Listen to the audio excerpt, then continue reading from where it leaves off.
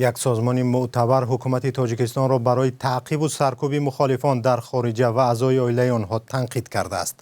دیدبان حقوق بشر هیومن رایتس واچ روز 22 فوریه به این دلیل در گزارش تاجیکستان و چند کشور دیگر را سنجیده زیاده از 100 مورد سرکوب فرامرزی را جمع آورد. ده‌ها مورد به تاجیکستان راست می‌آید. همکارم خرامان بقازاده از سینت سلطانعلی و محقق مسائل آسیای مرکزی در سازمان هیومن رایتس واچ پرسید که بازداشت و فشار فعالان و مخالفان را بیرون از حدود تاجیکستان چگونه شرح می‌دهد؟ این را سرکوب‌های فرامیلی می‌نامند و کشتار، اخراج غیر قانونی، آدمربایی، غیب زدن مجبوری، جزای گروهی خویشاوندان، سوء استفاده از خدمات کنسولی و به اصطلاح رپرسیای رقمی فرامیلی و سوء استفاده از خدمات اینترپول به این مفهوم داخل می‌شوند. سرکوب‌های فرامیلی می‌تواند به شکل باشد که خویشاوندان شخص که در خانه مانده‌اند هدف جزای گروهی قرار می‌گیرند. این گونه مثال را ما در نمونه عائله یک فعال تاجیک دیدیم که عائله او و حتی دخترچه 10 سالش را بازداشت و بازپرسی و تهدید کردند. یک نمونهش مثلا این بود که ماه اکتبر سال 2023 در تاجیکستان قریب 50 عضو عائله‌های مخالفانی که در خارجه هستند برای شرکت آنها در نمایش اعتراضی ضد سفر امام علی رحمان به آلمان بازداشت و بازپرسی شدند. آنها را تهدید و تحقیر کردند و مناسبت بسیار بدی روا دیدند. این فعالان بعداً آشکارا از حکومت تاجیکستان طلب کردند که دست از نزدیکان آنها بردارند.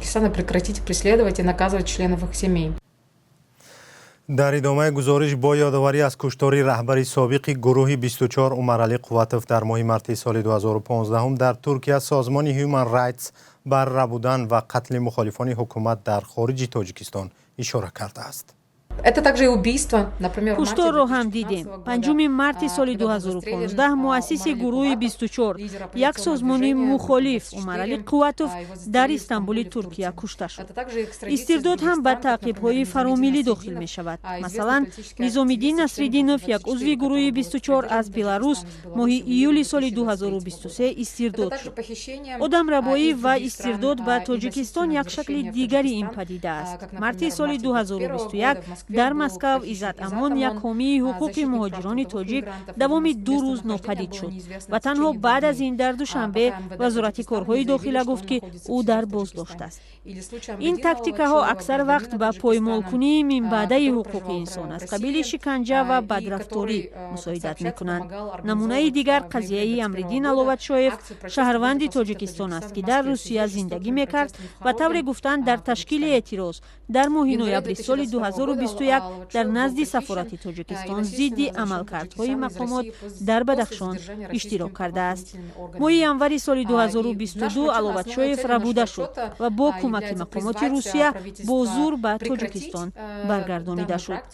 هدف گزارش ما این است که حکومت‌ها دست از این گونه کارها یعنی تعقیب‌های فرامیلی بردارند و از جامعه جهانی و سازمان ملل متحد دعوت کنیم که مفهوم تعقیب‌های فرامیلی هم چون یک نوع پایمال‌کنی حقوق انسان اعتراف شود و برای مقابله با آن تدبیرهای کارساز اندیشیده شود. بینندگان ارجمند، این بود خلاصه گزارش سازمان حامی حقوق بشر هیومن رایتس واچ که به تعقیب فرامیلی مخالفین تاجیک بخشیده شده است. گزارش شبیه آن یک روز پیش از طرف سازمان خانه آزادی هم پخش شده است. شکل مفصل این گزارش ها را در سامانه رادیو آزادی و صفحه های ما در شبکه‌های اجتماعی میتوان پیدا کرد.